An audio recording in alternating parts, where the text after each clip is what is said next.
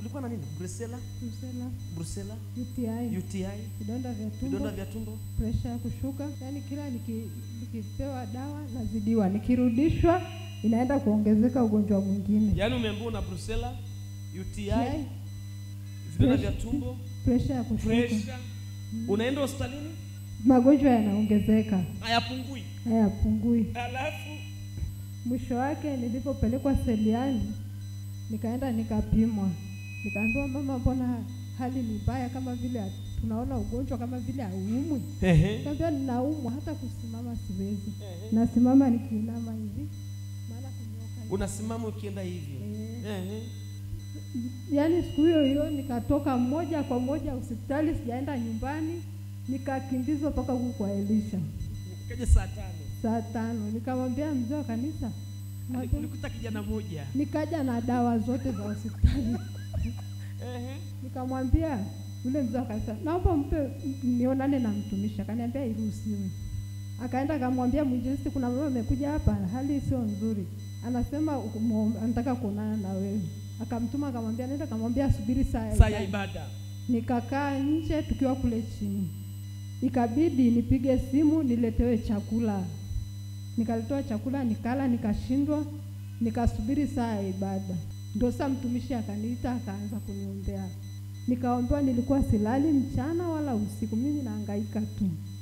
Siku hiyo aliponiombea nimelala mpaka mume wangu ananipapasa kama vile nimekufa. Wewe.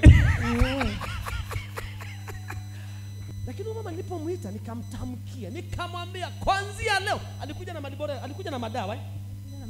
Madawa mengi tu. Harufu ya madawa. Umejaza nyumbani kwako ni harufu ya madawa. Unameza dawa unaongezeka. Aliyekuelekeza hapa kipindini nani? Mama Lazaro, mzee wangu wa kanisa. Ukaja na madawa nikakutamkia. Ulikuwa ulali. Nikakupa neno moja tu. Siku hiyo ukalala mpaka unaamshwa. Ndio. Amka. Kama aliyekufa. Ndio. Na vidonda vya tumbo vikapita hapo. Kaondoka. Nani pressure ikapita hapo. Yaani kila kitu kikaisha mpaka leo mimi ni mzima, sijawahi kuumwa tena. Labda homa tu za kawaida. Labda homa tu za kawaida tu. Changamoto za kawaida. Sasa angalia alivyokupiwa roho.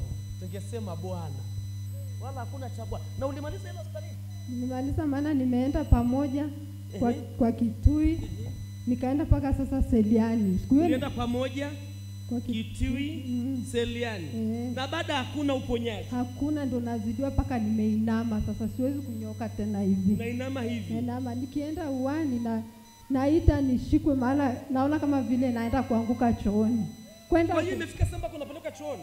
Maana naenda nikienda naenda kuanguka huko. Kuoga naenda, nikipewa maji nipelekewa maji, natafuta mtu wa kunisimamia, maana naona naenda kuanguka huko. Lakini mpaka leo sijaumwa tena, mtu mzima wa afya kabisa. Na baba anaendeleaje? Baba anaendelea vizuri, na yeye alikuwa anasumbuliwa na sukari. Ikawa tumemleta hapa, mtumishi akamwombea, sasa hivi anaendelea vizuri. Ndio. Hamna roho hiyo imeondoka. Asinikutamkie jamani, mambo yawe kilia.